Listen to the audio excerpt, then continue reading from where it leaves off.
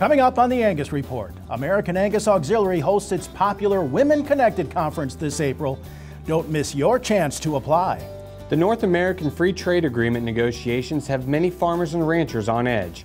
We'll share the latest NAFTA news. Meatless meat. Will we be eating cultured steaks anytime soon? And don't forget to stop by the American Angus booth at the National Cattlemen's Beef Association Annual Convention, January 31st through February 2nd.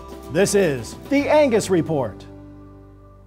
Hello and welcome to the Angus Report. I'm Bob Cervera. And I'm Clint Mefford. Clint, you come with great pedigree from the American Angus Association. Welcome to the Angus Report. Well, thank you, Bob. It's a pleasure to be here. All right, let's move on. Our top story today.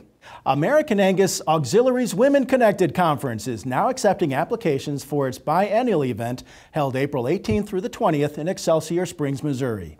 The conference is open to all women who are involved in the Angus industry, and it's a great chance for women across the country to connect and learn from each other. We caught up with Ann Lampe, American Angus Auxiliary Women Connected Chairwoman at the National Western Stock Show. Women Connected by Angus is a conference that brings together women from all across the United States, different demographics. We strive for all ages, backgrounds that share the common bond of Angus cattle. We want women to apply that are full-time ranchers themselves, maybe mothers of juniors, work in the Angus service industry or the agriculture service industry, work in their family operations, just anything to do with Angus cattle. Any women that are involved any kind of way in the Angus industry or even in the cattle industry are encouraged to apply. Anyone 21 years of age or older. We have had women, still in college, all the way up into their 70s come. Just a lot of different demographics. I think it is a time to get together, to have open networking and communications about maybe some of the things that they want to learn for their own operations, and just to talk to other women about how they do things on their own ranches or in their families, to balance that family life and ranching, or maybe if they work outside the home or work outside the ranch. We just think it's a good time to get together and really learn and get to know each other, and also learn from each other. The conference is free. It is all underwritten by the American Angus Foundation, and the only thing that the participants themselves have to pay for is their transportation to and from the conference. Applications are due February 15th. Visit angusauxiliary.com to find those applications, along with more event details. Feeder cattle marketing has evolved greatly with the help of technology. It's sped up business and opened market access up to feeder cattle across the country. But it still remains difficult to determine feeder cattle genetic merit.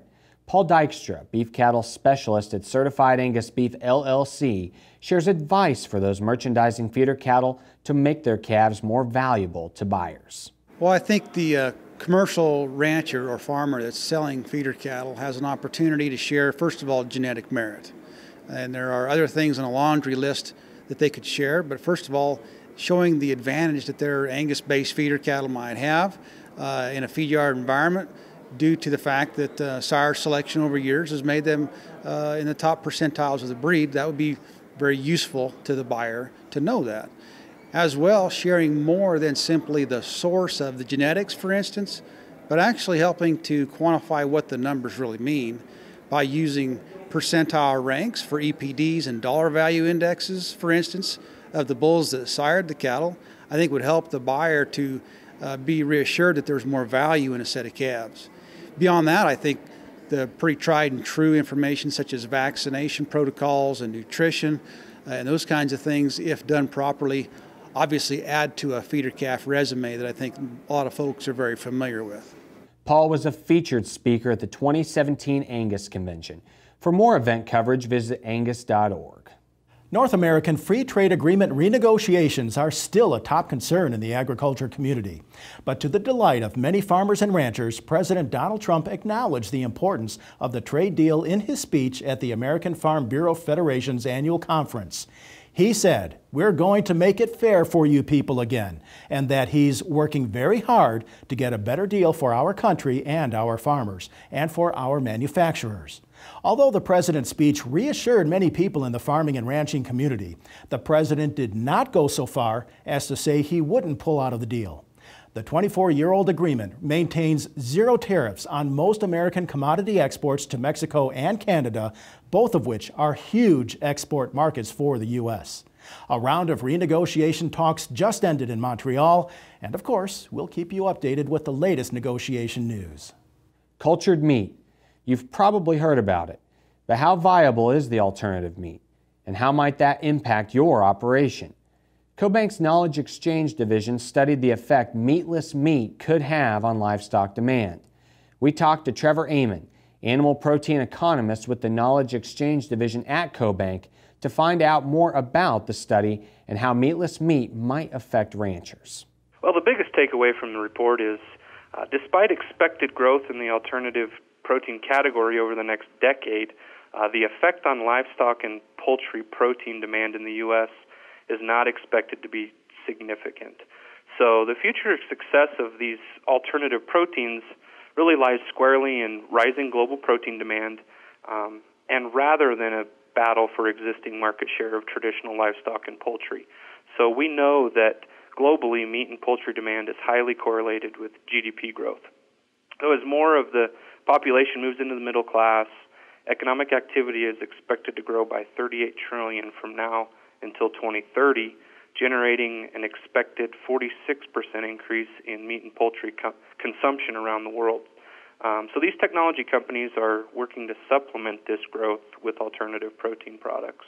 The reality is that the entire alternative protein category is expected to remain niche and be a very small percentage of the overall meat and poultry market in the U.S., as lab-grown cultured meat is years away from commercial viability. I think researchers have a tough task ahead of them to match the affordability and high-quality beef that's currently produced in the U.S. And as the title of our research report suggests, lab-grown cultured meat has a long road to market acceptance. Well, it sounds like we won't be eating any cultured steaks anytime soon. To find out more about CoBank's study, visit cobank.com. Pinnacle Asset Management LP announced it agrees to acquire Five Rivers Cattle Feeding Assets and Farms, JBS USA's American-based cattle feeding operation. JBS's sale of one of the most respected and largest cattle feeders in the world allows it to solely focus on providing a quality core food and value-added product business experience. JBS Five Rivers will continue to operate as usual, while the JBS USA will continue to purchase cattle from feed yards associated with Five Rivers cattle feeding operations. Pinnacle Asset Management is a leading commodities and natural resources investment firm. A news release states the acquisition aligns with its goal to strategically invest in and develop its diversified global physical commodity platform. The acquisition still must go through U.S. regulatory review and approval before the transaction is complete. National Cattlemen's Beef Association's annual convention kicks off Tuesday, January 31st in sunny Phoenix. Stop by the American Angus Association's booth in the trade show for your chance to win the ultimate grilling tower or a trip to the 2018 Angus Convention in Columbus, Ohio, an event you don't want to miss. NCBA Convention is the American Angus Association's opportunity to connect with commercial producers and industry leaders from across the country and truly serves as a highlight for the spring. We look forward to seeing you there. When we return, we reflect on a successful 2017 for certified Angus beef, selling 1.12 billion pounds of CAB product. Then we visit with Leslie Mindeman, the 2018 Angus Auxiliary President, about her goals for the year. Visit angus.media to continue watching this episode of the Angus Report. Out here, we begin each new day the same way, by saddling up and heading out to interrogate some of the world's toughest secret keepers. They're never gonna tell us that they don't feel right, and that's one secret we just can't afford to have between us. I know when we find them, we can fix them. Because if there's one thing better than having a secret, it's having a secret weapon. It's a Prevo. The 31st Annual Fort Worth Stock Show Commercial Heifer Sale, Saturday, February 3rd, 2018, 3:30 p.m. at the West Arena of the Will Rogers Stock Show Complex, Fort Worth, Texas. Selling will be 600 head of the Southwest's finest replacement heifers and 2-year-old pairs, 250 head of Angus females, 200 Brahman-influenced females, 50 English cross females, 100 Sim Angus and Maine Angus females. Over 500 are bred to Angus bulls. For information and a sale catalog, contact Rob Shocker, Shocker Auction Services. Deciding whether to buy new or used. Get in that part today, not tomorrow. Making the most of every load and every hour. The right math to make the financing work. No matter what your size, growing your operation isn't just one thing, it's a million little things. And with the right support close by, it all adds up. Your work is personal to you. As your cat dealer, we feel the same. Get 0% for 60 months on compact equipment, now with a standard 2-year warranty. Preferred's line of squeeze chutes and sweeps are easy on the cow, easy on the cowboy. Preferred chutes offer the easiest operating head gate on the market with locks guaranteed for life. They also feature an emergency side exit with lever return, removable bottom access panels, contoured drop sides, and the easiest side adjustment in the industry. If you're in the market for products for your farm, ranch, or rodeo, give the good folks at Preferred a call. Preferred, America's #1 name in farm, ranch, and rodeo.